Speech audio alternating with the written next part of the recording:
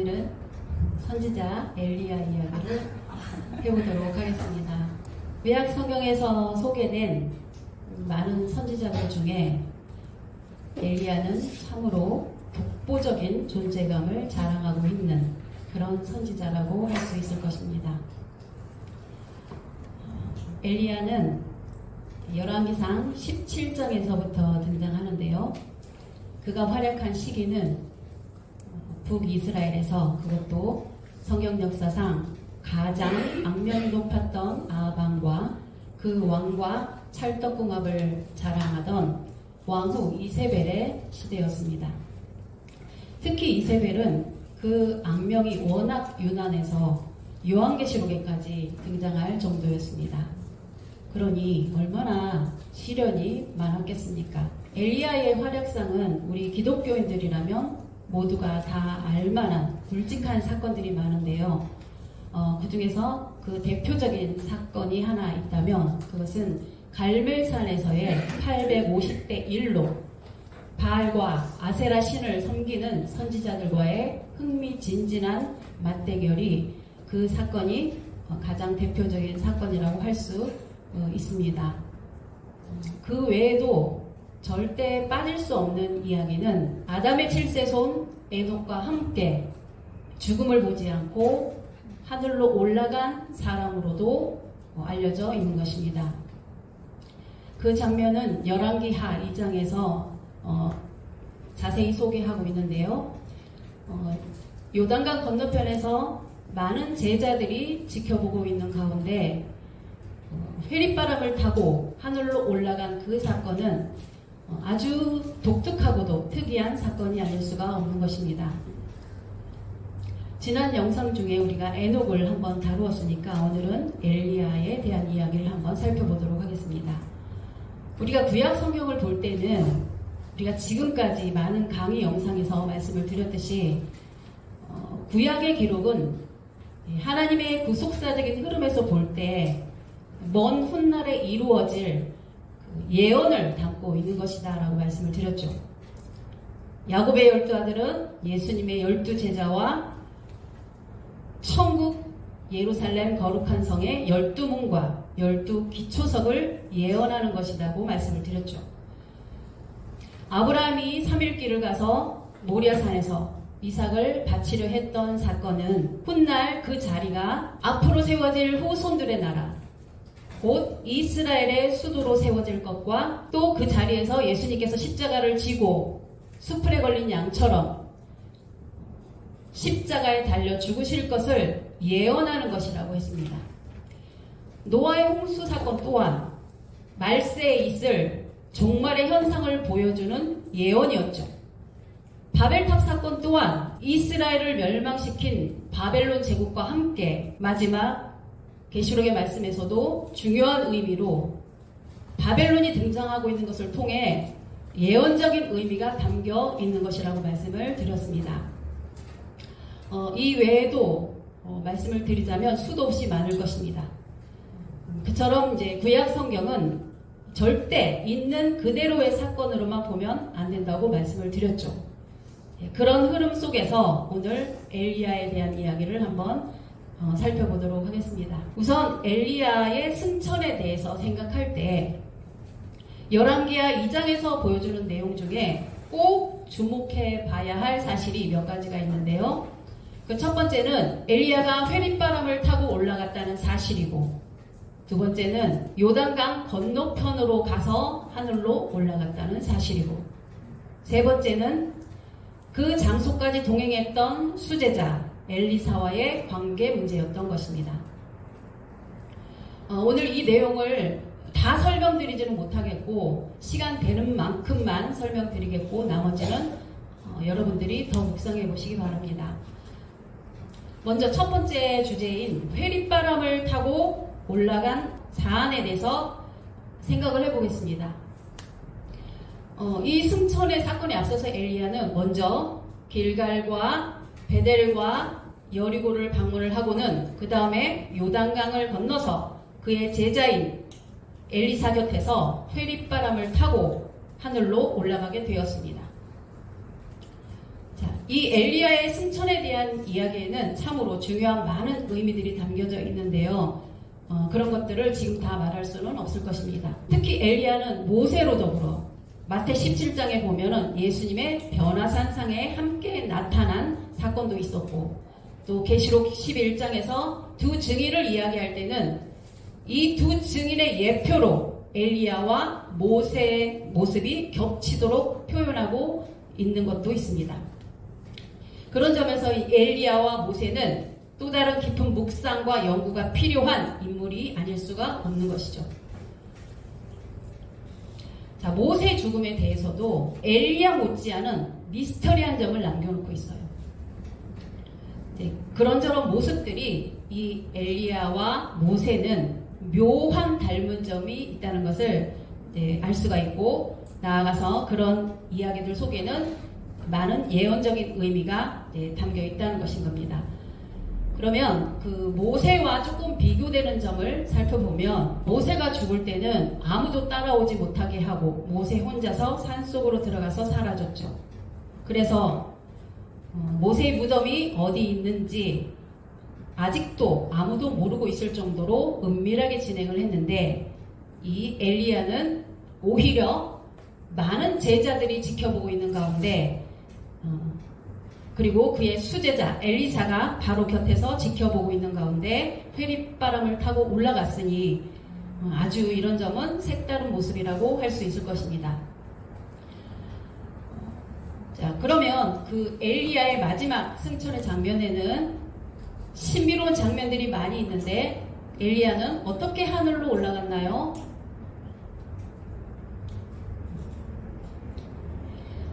예수님의 재림 모습을 상기될 만하도록 구름 타고 올라갔으면 더 그럴싸했을 텐데, 아니면은 우리나라 동화책 어딘가에 나오는 그 무지개를 타고 올라갔다고 한다면 더 신비로웠을 텐데 말이죠. 그런데 올라가는 장면이 너무나 이상한 모양으로 올라가는 것입니다. 먼저 그 기록을 잘 살펴보면, 이제 하늘에서 불말과 불수레가 내려와서 엘리야와 엘리사를 갈라서 둘을 떼어놓고서, 그리고 엘리야만 회립바람을 타고 올라간 것이죠. 여기서 우리가 주목해야 될 점은 엘리야가 회립바람을 타고 올라갔다는 사실입니다. 이것을 먼저 주목해 보셔야 됩니다. 회립바람은 어떤 바람입니까? 우리가 말하는 소용돌이 바람이 회립바람인 것인데, 우리가 이제 시골 동네에서 마당에서 회오리 바람이 일어나는 것을 보신 적이 있으신지 모르겠습니다만, 작은 회오리 바람에 사람이 들려 올라갈 정도가 되려면 얼마나 강한 바람이 불어야 될까요? 미국에서 가끔 뉴스에 나오는 토네이도보다도 더 강한 바람이 불어야 사람이 날려 올라갈 수 있지 않을까요? 우리는 성경에서 바람을 타고 올라갔다고 하니까 무슨 동화책에서 나오는 것처럼 무슨 선녀가 바람을 날개 삼아서 훨훨 하늘로 올라간 것으로 생각을 하는데, 실제 상황은 그런 것이 아니었다는 것입니다. 성경에서 승천하는 장면을 직접 표현한 장면이 두 장면이 나오는데요. 첫 번째는 예수님께서 부활 후에 감람산에서 승천하는 장면이 그 첫 번째 장면이고, 두 번째는 바로 여기에 나오는 엘리야의 승천의 장면입니다. 자, 근데 엘리야는 예수님의 승천 모습과는 비교해보면 너무나 대비가 되죠. 예수님은 어떻게 올라가셨습니까? 예수님은 모두가 주목하여 보는 가운데 평화스럽고 영광스럽게 올라가셨지만, 엘리야는 앞뒤를 잘 분석해 보시면 그렇게 평화롭거나 우아하게 승천하는 분위기가 아니었다는 것입니다. 자, 왜 그렇게 봐야 되냐면, 엘리야의 승천 모습을 그 바로 곁에 있는 엘리사만 바라보고 있는 것이 아니라 요단강 건너편에 있는 그 여리고 성에 있는 엘리야의 많은 제자들도 그 장면을 멀찍이서 다 지켜보고 있었던 것입니다. 열왕기하 2장 16절을 보시면은 이제 엘리야를 송별을 하죠. 송별을 하고 엘리사가 이제 엘리야의 갑절의 영감을 받아서는 이제 엘리야가 요단강을 건너던 방식 그대로 요단강을 건너오는 그 엘리사의 모습을 보고서 엘리야의 제자들이 와서 절을 합니다. 그리고는 방금 회오리바람을 타고 승천한 자기 스승 시신을 찾으러 가도록 해달라고 간청하는 모습이 나옵니다. 만약에 예수님처럼 정말 평화스럽게 영광스럽게 승천을 했더라면 자기 스승의 시신을 왜 찾으러 간다고 했을까요? 그냥 하늘로 올라가셨겠거니 했을 텐데 그게 아니었다는 거죠. 여러분들 토네이도 바람을 한번 생각을 해보세요. 토네이도 바람을 타고 하늘로 올라갔다고 생각을 해보세요. 토네이도 바람 그러면 회오리 바람을 타고 가는 건데 회오리 바람의 결을 따라서 빙빙 돌면서 정신없이 올라갔다는 거죠. 그러니까 그들이 보기에는 이제 엘리야의 시신이 회리바람을 타고 가다가 어디에 떨어지지 않았을까 하는 의구심이 들도록 불안하게 승천을 했기 때문에 그런 생각을 했을 거라는 거죠. 여러분들 가끔 미국의 토네이도가 휘몰아치는 장면을 보신 적 있으실 것입니다. 토네이도 바람에 휩쓸리면 물건들이 어떻게 날아다니던가요? 그런 물건들처럼 엘리야의 몸이 그렇게 바람에 휩쓸려 올라가는 모습이 제자들이 보기에는 어떤 마음이었을지 충분히 짐작이 되어도 남는 것입니다. 자, 우리는 하나님이 특별히 엘리야를 하늘로 승천을 시킨 것이라고 생각하고 좋은 쪽으로만 생각하고 있는데 실제 상황은 그런 것이 아니었다는 거예요. 옆에 있던 그 엘리사마저도 자칫하면은 휘말릴 우려가 있었지만 미리 앞서서 불말과 불수레가 내려와서 엘리야와 엘리사의 간격을 버려놓았기 때문에 엘리사는 안전하게 그 광경을 가장 가까운 거리에서 지켜볼 수 있었던 거예요. 그러니까 그 멀찍이서 여리고성에서 그 광경을 지켜보고 있던 엘리야의 제자들에게는 이 광경이 너무나 어처구니가 없는 광경이 아닐 수가 없는 거예요. 그러니까 그 제자들이 보기에는 이렇게 회리바람을 타고 뒤뚱뒤뚱 거리면서 하늘로 올라가다가 빙글빙글 타고 올라가다가 저 멀리 숲속 어딘가에 엘리야의 몸이 떨어져 버렸을 것 같은 생각이 가득했기 때문에 50명을 풀어서 3일 동안을 숲속을 찾아 헤매다가 그렇게 헤맸던 거죠. 엘리사는 그렇게 찾으러 갈 필요가 없다고 만류를 했지만 그 제자들은 3일 동안을 찾아 헤매다가 결국은 찾지를 못하고 빈손으로 돌아온 거 아닙니까?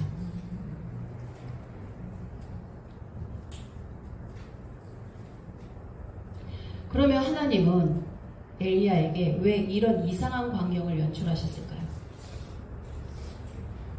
여기에도 뭔가 예언적인 의미가 감추어져 있을 것입니다. 자, 이런 점들에 대해서 소상하게 다 말씀드릴 수가 없습니다. 그래서 참고가 되시라고 조금 말씀드리자면 이런 점들을 이해를 돕기 위해서 우리가 지난 영상에서도 말씀을 드렸지만 선구 앱으로 엘리야와 관련된 말씀이 다른 어딘가에 있는지 살펴보셔야 되겠습니다. 자, 그렇게 해서 엘리야를 검색해보면 몇 군데 나오는 것을 볼 수가 있습니다. 그 가운데 하나가 말라기 4장 5절에 나오는 것입니다. 그러니까 내용이 좀 어려우니까 결론적인 말씀만 드리자면 지난번 이제 불에 대한 말씀을 드릴 때 언급을 했던 내용과 겹칩니다. 거기 1절부터 보시면 극렬한 풀무불 같은 날이 이르게 되면 악인들은 초계같이 태워지고 의인들은 치료하는 광선을 받아 외양간에서 나온 송아지같이 뛰리라고 말씀을 하시면서, 그러면서 그런 날이 오기 전에 먼저 선지 엘리야를 먼저 보내겠다고 말씀하시는 거죠. 이게 무슨 말일까요?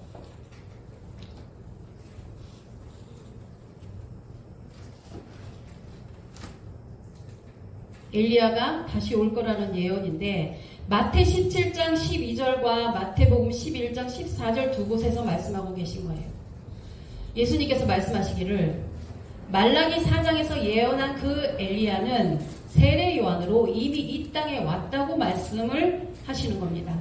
근데 사람들은 이 말씀의 뜻이 무엇인지를 빨리 깨닫지를 못하는 거예요. 세례 요한과 엘리야를 매치를 못 시키는 거죠. 그런 현상은 지금의 우리 기독교인들조차도 성경을 이렇게 읽고 이렇게 접하고 있으면서도 아직도 제대로 인식을 못하고 있는 거 아닙니까? 자, 그런데 이런 의구심을 보충이라도 하려는 듯이 누가복음 1장에서는 이 세례 요한의 출생의 비밀을 이렇게 밝히면서 정말 놀라운 사실을 밝히고 있으신 겁니다. 성경상에서는 예수님 외에는 어떤 사람이 태어나기 전에 천사가 나타나서 그 사람의 출생을 예고해 준 사람이 없었는데, 그런데 유일하게 세례 요한이 그런 사람이었다는 것이죠. 그러니까 예수님께서 출생할 당시에 그때 마리아에게 천사가 와서 예수님의 출생을 알려줬죠. 그렇죠? 세례 요한도 마찬가지로 세례 요한의 출생도 그렇게 세례 요한의 아버지 사가랴에게 천사가 나타나서 세례 요한의 출생을 알려준 거예요. 그래서 거기를 보시면 천사가 세례 요한의 아버지 사가랴에게 나타나서 앞으로 태어날 아들인 세례 요한은 이러이러하다 하고 소개를 하기를, 이 아들은 엘리야의 심령과 능력으로 주 앞에서 길을 예비할 사명자라고 소개하는 것입니다. 근데 우리 기독교 세계에서는 이런 점에 대해서 별로 중요하게 생각도 안 하고 있고 이것을 진지하게 가르치는 사람들도 별로 없습니다. 왜 그럴까요? 네, 이런 비밀들을 여기서 다 밝힐 수는 없지만 엘리야와 세례 요한의 관계 속에는 엄청난 영적 비밀이 있다는 것은 분명하다는 것입니다.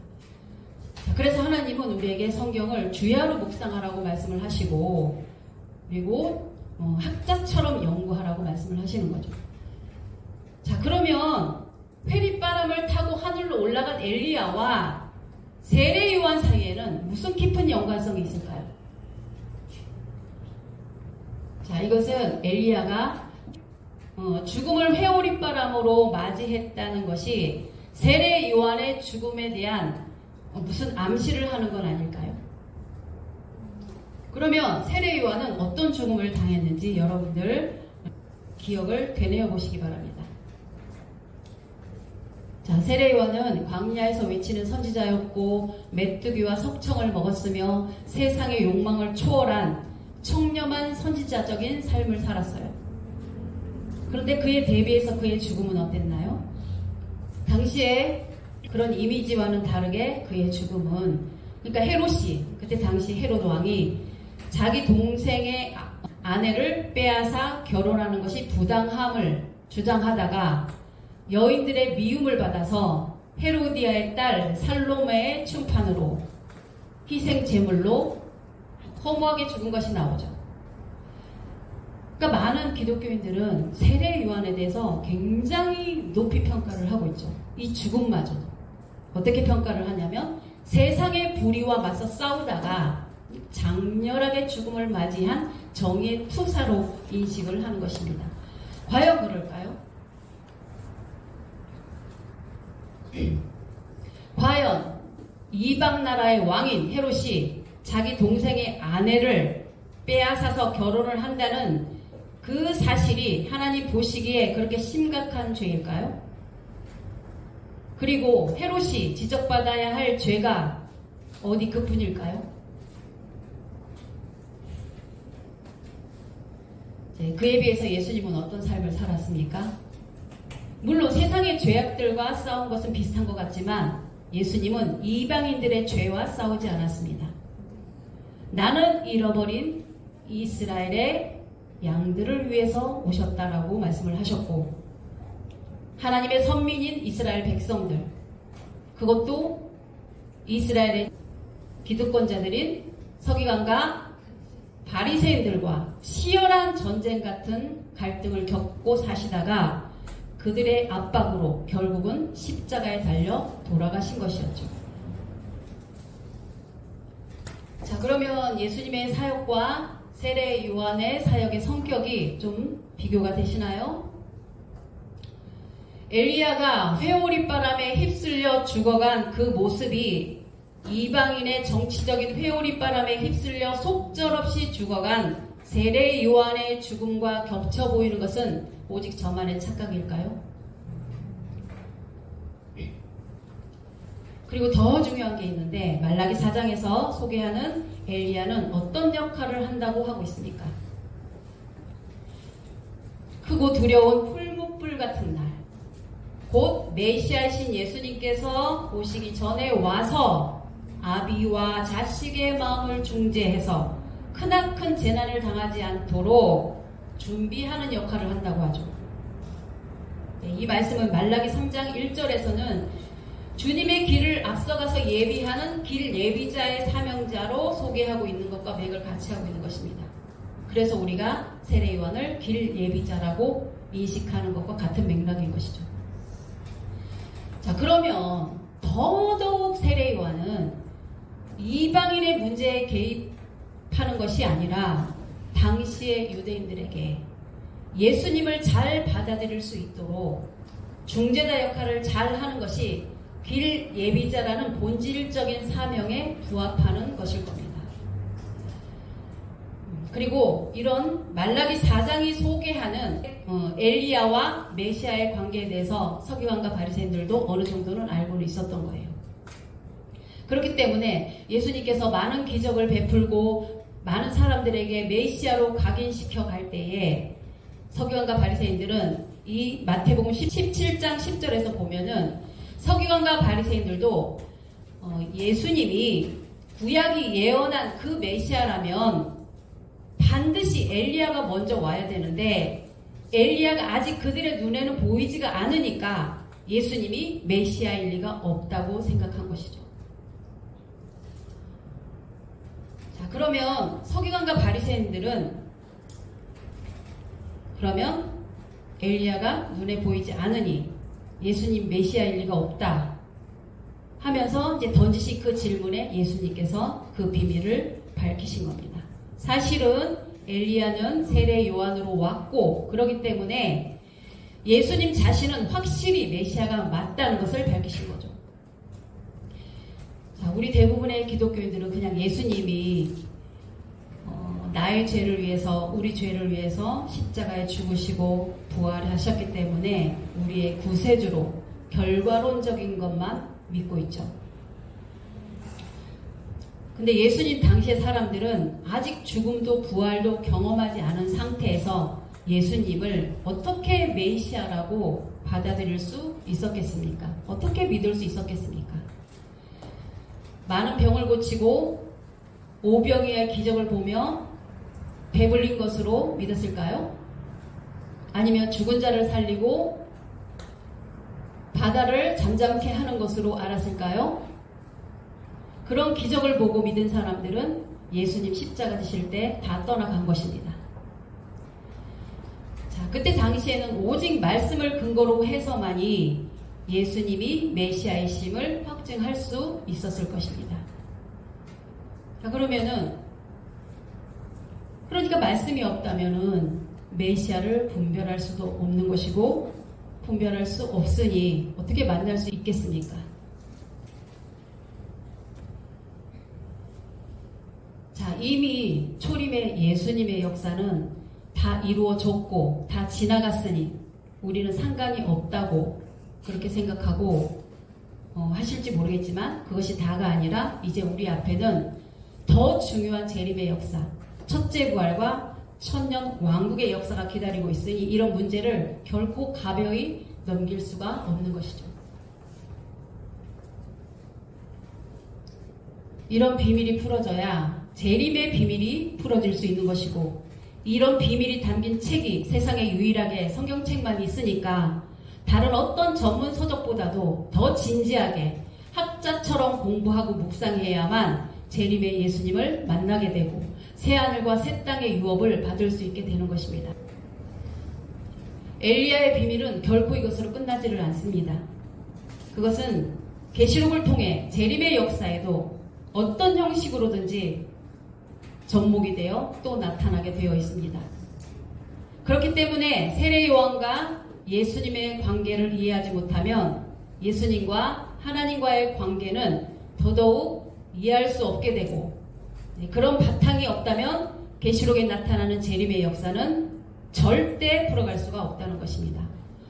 그래서 부디 여러분들은 이런 말씀의 비밀을 깨달으시고 이 시대가 어떤 시대인지, 또 이런 시대에는 무엇을 알고 무엇을 대비해야 하는지를 알고 지혜 있는 자가 되셔야 하는 것입니다. 지금은 국내의 정세가 혼돈스러운 시기인데 말씀의 중심점을 잡지 못하면 세상의 파도에 휩쓸려 그냥 싸우다가 기진맥진 지쳐 나가 떨어지게 될 것입니다. 이제라도 말씀으로 돌아오시기 바랍니다. 말씀을 즐거워하고 주야로 묵상하시기 바랍니다.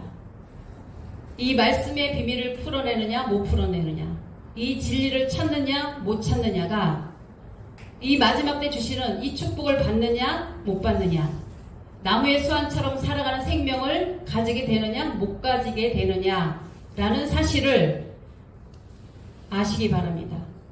찾고 구하고 두드리라는 말씀이 무엇을 대체 찾고 구하고 두드리라는 말씀인지 모르고 그냥 엉뚱한 썩어질 것을 찾다가 인생을 탕진한다면 어찌 슬기로운 처녀라고 칭찬을 받을 수가 있겠습니까? 천국은 절대 난민구호센터가 아니라고 했습니다. 호세아 4장 6절에서는 내 백성이 지식이 없어서 망한다는 그 말씀의 뜻이 무엇인지를 이 말씀을 들으면서 깨달으시고 마지막 이 시대적인 징조를 분별해서 깨어있어서 이 마지막 때 주시는 하나님 6,000년 동안 쌓아오신 이 마지막 때 축복을 모두 다 받으시기를 바라면서 말씀을 마치도록 하겠습니다.